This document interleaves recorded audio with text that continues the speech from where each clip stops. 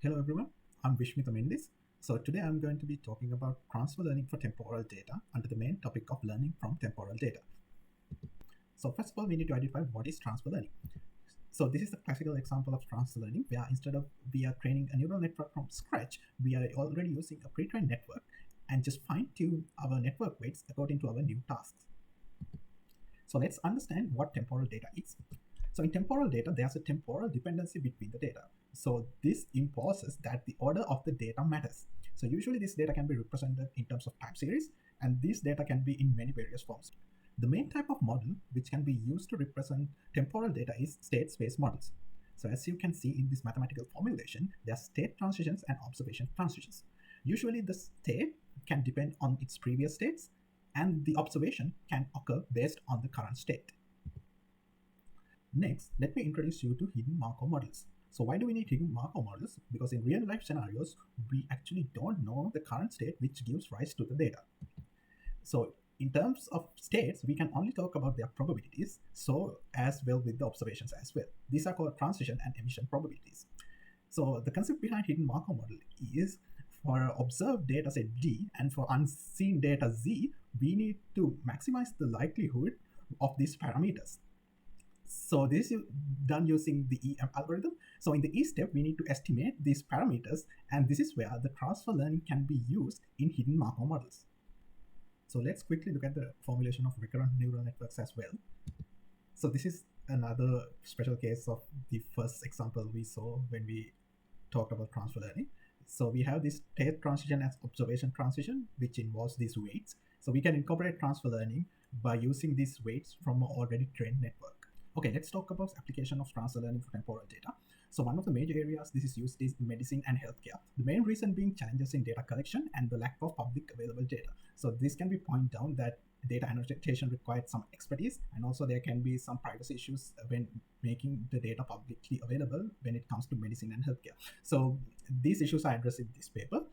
And actually one of the papers I want to point out is this paper where transfer learning is used in a very clever way, because here the data they are trying to use is the raw ECG data to detect cardiac arrhythmia, and however they convert this data into image data and they extract features from these images using an AlexNet network which is already trained using ImageNet dataset. So that is completely different from the original ECG data, but by incorporating that transfer of knowledge, they was able to come up with a model which performs the best. Another form of temporal data where transfer learning is extensively used is natural language data. The main reason being they require a lot of large-scale data set to train large models. For example, like GPT, which is popular nowadays, required a lot of data. And when extending these models to domain-specific tasks, you don't have enough data. So in that case, you might need to use transfer learning as well. And the inherent architecture for NLP actually allows you to use pre-trained encoders, because usually task-specific models are built upon these encoders as represented in this paper. So this is such a paper where transfer learning was utilized to gain better results. And transfer learning can be also used for time series analysis. And according to this paper, they have used transfer learning to achieve better generalization. And this paper, they have used transfer learning for better domain adaptability and achieve high accuracy. Another application is speech recognition and analysis. So transfer learning can be utilized for noise reduction and also transfer across languages as well. And one of the applications I want to point out here is like one of these papers use transfer learning from adult to children for speech recognition tasks. So let's talk about some open questions regarding transfer learning for temporal data. So one of the main questions is identifying the relatability between source and the target tasks. So the thing here is like the source task where we are transferring from is very different from our target task. It can have a negative effect, but it's not a guarantee. Like as we seen previously, an image classification network can be used for time series analysis as well. So it's not quite defined. So that's an area which is up to debate, and this paper discusses about it. And the same can be applied for data as well. So as according to this paper, you can see if the data are too dissimilar, the transfer effect will be negative, while if the data is similar, the transfer effect will be very positive. This is another representation of that. According to this paper, you can see if we use the similar sources, the transfer learning accuracy will be high. But if we use the random sources, the transfer learning accuracy won't be that high, but there can be random outliers where it can be high as well. So the question we are facing here is how to measure the similarity between these data. And there's no way to predict whether transfer learning will help or not. But according to this paper, one rule of thumb is if you don't have enough training instances, transfer learning can work better. And this is another study which shows that transfer learning is not a silver bullet.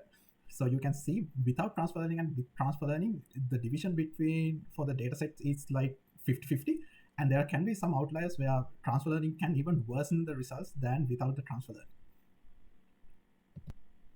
And this is one of the studies that shows that even the researchers are not sure how to incorporate transfer learning. So they come up with various combinations of transfer models in order to come up with the best model. So what should be transferred is an open question. And this is another thing where like to what extent the weights of parameters should be transferred. So I'm coming back to this paper once again. So here we talked about this next network to use to feature extraction. So they have two models where one model extract features from the 7th layer of the AlexNet network and another model extract features from the 6th layer of the AlexNet network, and that have a difference of the accuracy levels according to the results. So this is also an open question regarding transfer learning. So let's quickly go to some of the challenges in transfer learning of temporal data. So one of the main challenges is obtaining quality data in order to perform transfer learning, because if your data is too noisy, for example, if we can take like this weather data, there can be errors in the measurement devices and which can lead to noise. And if your data is too noisy, that will make your data too dissimilar from the source data, and that will lead to a negative transfer. Another challenge is how to interpret like large models, like large language models like ChatGPT when it comes to transfer learning, because these models have billions and billions parameters and they act as a black box. We cannot do anything other than like evaluating the model by simply putting queries into the model and checking out the output. And this is one of the main challenge where every transfer learning problem faces, that is the bias toward the source dataset. So that is a very hard problem to manage.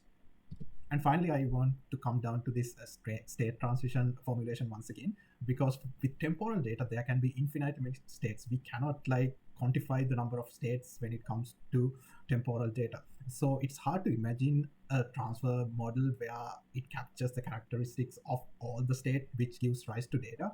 So when it comes to temporal data, it is a really challenging task how to incorporate these states in a single model. And this is the end of my presentation. Thank you very much for listening.